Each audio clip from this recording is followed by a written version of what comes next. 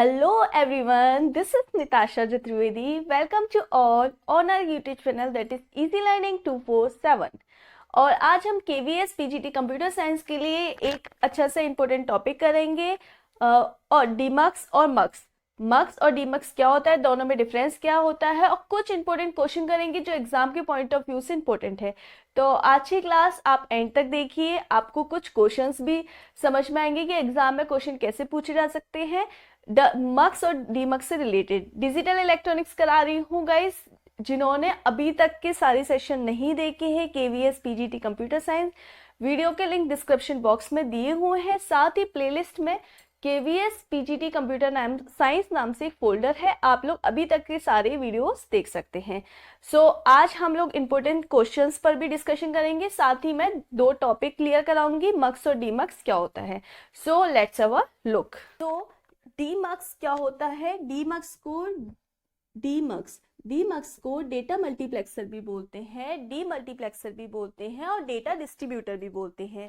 ये क्या करता है, वन इनपुट लाइन को 2 की पावर n आउटपुट लाइन में कन्वर्ट करता है by the help of selection line. Main role इसमें किसका है? सिलेक्शन लाइन का। ठीक है, फॉर एग्जाम्पल मैंने बोला मेरे पास 1:2 का एक डीमक्स है, यानी डी मल्टीप्लेक्सर है। तो ये क्या करेगा, इसको दो आउटपुट लाइन में, एक इनपुट लाइन को दो आउटपुट लाइन में कन्वर्ट कर देगा। दो आउटपुट लाइन मैंने D0 D1 मान ली और ये इनपुट लाइन है, और bye the help of selection line. अब सिलेक्शन लाइन हमारी यहाँ पर एक क्यों आई है? क्योंकि 2 की पावर 1 क्या होता है, 2 की पावर n आउटपुट है ना, तो 2 की पावर 1 यानी 1 आउटपुट लाइन। सिमिलरली अगर यहाँ पे हमारा 1:4 का डीमक्स होता तो ये क्या करता, इसको 4 आउटपुट लाइन में कन्वर्ट करता, D0 D1 D2 और D3। किसको कन्वर्ट करता? एक इनपुट लाइन को। और सिलेक्शन लाइन कितनी होती? 2, S0 और S1।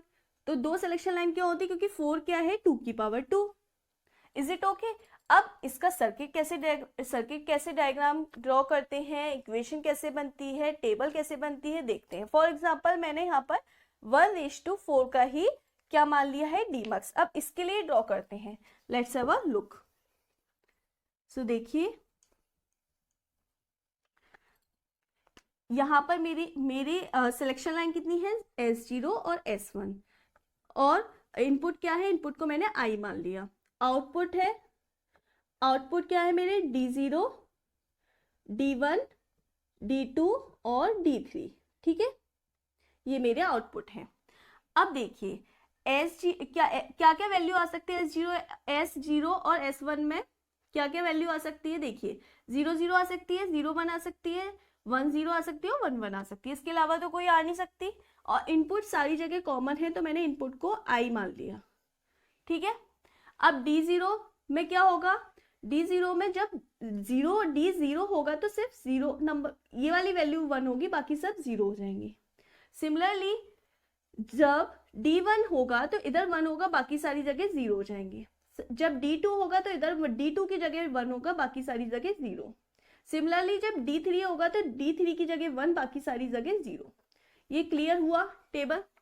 अब इसकी इक्वेशन कैसे बनाते हैं?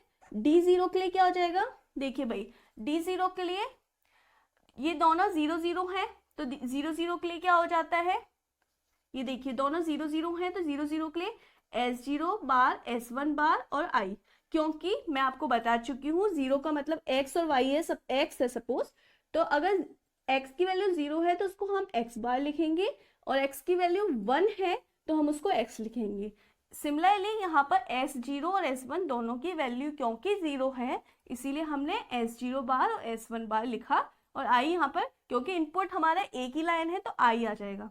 सिमिलरली अगर मैंने D1 की बात करूं तो क्या हो जाएगा, S1 की वैल्यू 0 है, S0 की वैल्यू 1 है, तो S0 S1 बार I। ठीक है, अगर मैं D2 की बात करूं तो देख सकते हैं S0 बार, क्योंकि यहाँ पे वैल्यू 0 है, S1 और I। अगर मैं D3 की बात करूं तो क्या हो जाएगा, दोनों S0 S1 1 1 है ना, तो S0 S1 और I। Is it okay? अब हम लोग क्या करेंगे, सर्किट डायग्राम। तो सर्किट डायग्राम कैसे ड्रॉ करेंगे, देखिए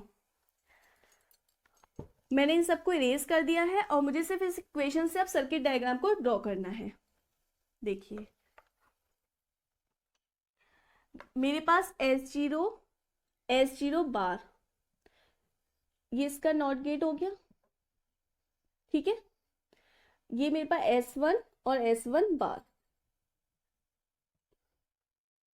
ठीक है। और ये मेरे पास इनपुट लाइन। अब मुझे सर्किट डायग्राम ड्रॉ करना है। देखिए तो D0 के लिए क्या हो गया, S0 बार, S1 बार और मेरा इनपुट, ठीक है। और तीनों के बीच में कौन सा गेट है, एंड गेट, तो D0 की वैल्यू आ गई। अब मेरा D1 क्या हो गया, देखिए S0 S1 बार और I,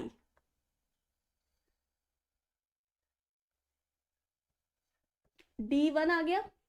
अगर मैं D2 की बात करूं तो S0 बार S1 और I, तो ये हो गया मेरा D2। अगर D3 की बात करी जाए तो S0 S1 और I, तो ये हो गया D3। ये हमारे डी मल्टीप्लेक्सर के आउटपुट आ गए। आई होप आपको डी मल्टीप्लेक्सर डीमक्स समझ में आया होगा। अब मैं मल्टीप्लेक्सर यानी मक्स के बारे में बताती हूँ। सो देखिए अब मक्स क्या होता है, सिमिलरली डी मल्टीप्लेक्सर का क्या होता है, अपोजिट होता है। इसमें एक इनपुट लाइन थी और ये n नंबर ऑफ आउटपुट 2 की power n number of output line में हमें कन्वर्ट कर रहा था। अब मल्टीप्लेक्सर क्या करता है, इसका अपोजिट करता है, 2 की power n number of input line लेता है, 2 की power n number of input line लेता है, इनपुट लाइंस, और इसको 1 आउटपुट लाइन में कन्वर्ट कर देता है। यानी मल्टीप्लेक्सर क्या करता है कि n नंबर ऑफ लाइन लेगा इनपुट और उसको 1 आउटपुट में कन्वर्ट करेगा, ठीक है। मल्टीप्लेक्सर भी एक कॉम्बिनेशनल सर्किट है। एग्जाम में क्वेश्चन पूछा जा सकता है, आपको 4 ऑप्शन दे दिए जाएंगे, जैसे कि एनकोडर दे दिया, मल्टीप्लेक्सर दे दिया, डी मल्टीप्लेक्सर दे दिया, काउंटर दे दिया। अब आपसे पूछा जाएगा कि इनमें से कौन सा कॉम्बिनेशनल सर्किट नहीं है। तो आपने जब ये सारी चीजें पढ़ी होंगी कि कॉम्बिनेशन सर्किट के टाइप कौन कौन से, तभी तो आप टिक लगा पाएंगे कि भाई काउंटर है वो सिक्वेंशियल सर्किट है। तो इस तरीके के क्वेश्चन भी एग्जाम में पूछे जाते हैं और एग्जाम में आज क्वेश्चन में वो भी कराऊंगी कि कौन से क्वेश्चन इस टाइप के आते हैं। सो ये चीजें जो छोटी छोटी चीजें ये भी आपको याद रखनी पड़ेंगी। सो 2 की power n number of input lines को ये 1 आउटपुट लाइन में कन्वर्ट कर देता है। फॉर एग्जाम्पल 2:1 का एक मल्टीप्लेक्सर है, मल्टीप्लेक्सर को हम शॉर्ट में मक्स भी बोलते हैं। ये कॉम्बिनेशन सर्किट का एक टाइप है। 2 इनपुट लाइंस हो गई और आउटपुट लाइन कितनी हो गई, 1 आउटपुट, और सिलेक्शन लाइन कितनी हो गई, 0। तो I0 I1, सिलेक्शन लाइन कितनी हो गई, 1, क्योंकि 2 की पावर 1 अभी मैंने बताया था, इसको हम सिलेक्शन। फॉर एग्जाम्पल 4:1 का मक्स है, मल्टीप्लेक्सर है, ये एक आउटपुट लाइन है, 4 इनपुट लाइन है, I0 I1 I2 और I3। इसमें सिलेक्शन लाइन कितनी हो गई, 2, S0 और S1, क्योंकि 4 का मतलब हो गया ना 2 की पावर 2, तो 2 सिलेक्शन लाइन होगी। बेसिकली जो मल्टीप्लेक्सर और डी मल्टीप्लेक्सर है वो सिलेक्शन लाइन पर वर्क करते हैं। अब आप बोलेंगे कि मैम हम लोगों ने जो एनकोडर और डीकोडर पढ़ी थी वो भी तो यही है, वो डायरेक्ट वर्क करते हैं, उनके लिए हमें कोई भी सिलेक्शन लाइन की जरूरत नहीं होती है और ये हमारे सिलेक्शन लाइन पर वर्क करते हैं। इनमें हमें लाइन को सिलेक्ट करना पड़ता है, सिलेक्शन लाइन की जरूरत पड़ती है, जितने नंबर ऑफ 2 की पावर में वर्क करता है। और जो डिकोडर एनकोडर है वो नंबर ऑफ इनपुट आउटपुट पर वर्क करता है, वो इनपुट और डायरेक्ट आउटपुट पर वर्क करता है। अब आप कहेंगे फिर हमें जरूरत क्यों पड़ी, क्योंकि इतना सारी चीजें हमें नहीं पढ़नी की जरूरत क्यों पड़ी, फिर दोनों चीजें क्यों बनी, अलग अलग क्यों नहीं पढ़ रहे। हमें मतलब है एग्जाम क्लियर करने से, तो एग्जाम में ये क्वेश्चन नहीं आएगा कि ये क्यों बना, ठीक है। तो दोनों ही एक तरह से वर्क सेम ही करते हैं, डिकोडर, एनकोडर, मल्टीप्लेक्सर, डीमल्टीप्लेक्सर, बस डिफरेंस है सिलेक्शन लाइन का। जो मल्टीप्लेक्सर, डीमल्टीप्लेक्सर है यानी मक्स और डीमक्स है, वो सिलेक्शन लाइन पर वर्क करते हैं। आई होप इतना क्लियर होगा। अब चलिए मल्टीप्लेक्सर के लिए टेबल ड्रॉ, इक्वेशन और सर्किट डिजाइन करते हैं। So let's have a look. So चलिए मानते हैं 4x1 का ही हमारा मल्टीप्लेक्सर है, आउटपुट को मैंने y मान लिया। अब इसके लिए मुझे टेबल ड्रॉ करनी है, तो क्या करेंगे भाई, सिलेक्शन लाइन सबसे पहले S0 S1 और इनपुट है मेरा इनपुट, तो इनपुट है, तो इनपुट मेरा क्या है I0, I1, I2 और I3, ठीक है। अब सिलेक्शन लाइन मेरी S0 और S1 है, तो इनकी वैल्यू क्या क्या आ सकती है, 0 0 0 1 1 0 और 1 1, ठीक है। अब चलिए, और आउटपुट मेरा क्या है y, तो y की इक्वेशन निकालेंगे। देखिए यहां पर S0 S1 दोनों की वैल्यू 0 0 है तो बार और I0 प्लस, इसमें S0 की वैल्यू 1 है तो S0, S1 की वैल्यू 0 है तो ये बार हो जाएगा और I1 प्लस S0 बार, S1 और I2 plus S0 S1 S0 S1 और I3। ये मेरी इक्वेशन हो गई आउटपुट, यानी आउटपुट तो एक ही आ रहा है ना, तो इन सबका प्लस, ठीक है। इन तीनों का मल्टीप्लिकेशन करके इसका प्लस करना है। चलिए सर्किट डिजाइन करते हैं। इक्वेशन आ गई है, टेबल इरेज कर दे रही हूँ और इसी जगह मैं सर्किट बनाती हूँ। देखिए ये S0 है, ये S0 बार है, ठीक है, ये S1 है और ये S1 बार है, तो नॉट गेट लग जाएगा इधर, ये तो सभी को पता है, ठीक है ना। अब ये I1 है, I0 I1 I2 और I3, ठीक है। अब देखिए सबसे पहले क्या हो रहा है, S0 बार S1 बार और I का मल्टीप्लिकेशन, तो S0 बार S1 बार और इस I का मल्टीप्लिकेशन, ठीक है।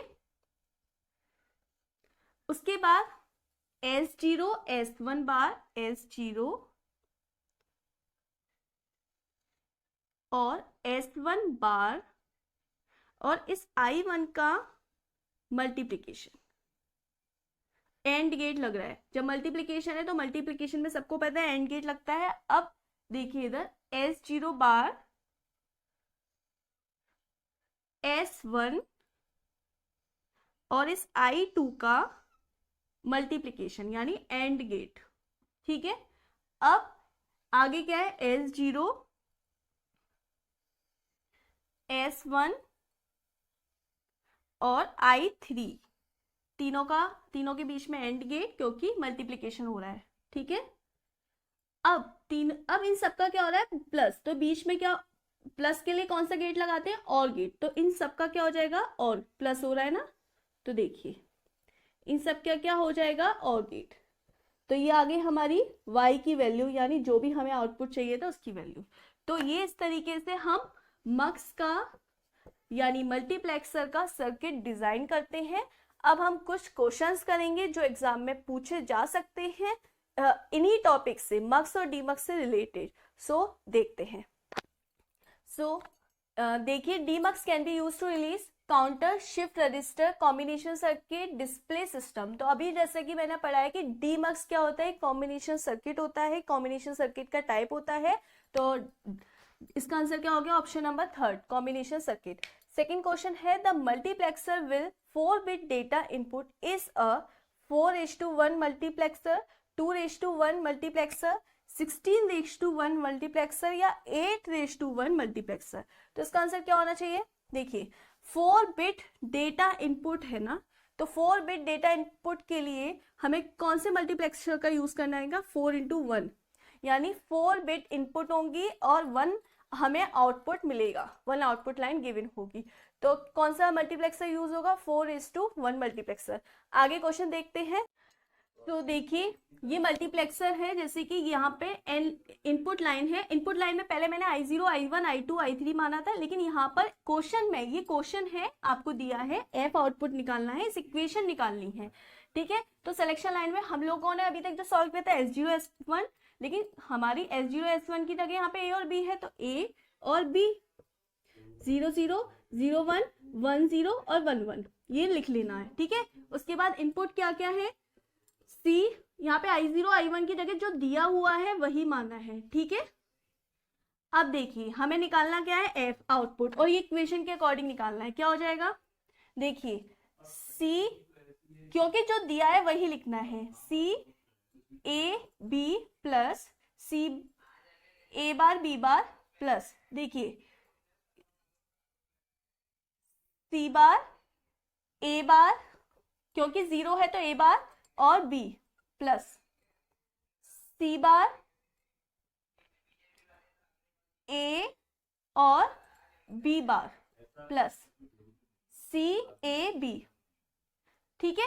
अब ये हमारी इक्वेशन होती है, देखिए जब दो जगह बार आए, हमेशा दो जगह बार आए और एक कॉमन आए, तो ये मैंने आपको सर्किट डिजाइन में बताया था, ये हो जाता है A XOR B XOR C।